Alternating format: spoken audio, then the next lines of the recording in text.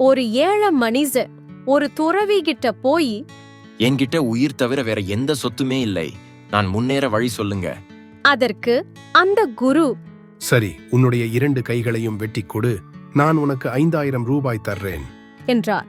இதனை கேட்ட அவன் அதிர்ச்சியாகி, முடியாது. சரி, உன் கால்களை கொடு, 15000 தர்றேன் என்றார். அப்பவும் அவன் மறுத்தான்.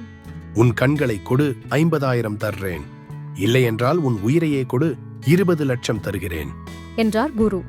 அந்த மனிதன் கோபமாக, எவ்வளவு பணம் கொடுத்தாலும் என் உடல் உறுப்புகளையும் உயிரையும் தரமாட்டேன்.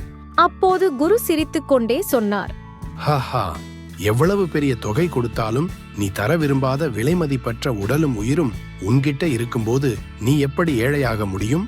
உழைத்து முன்னேறப்பார்.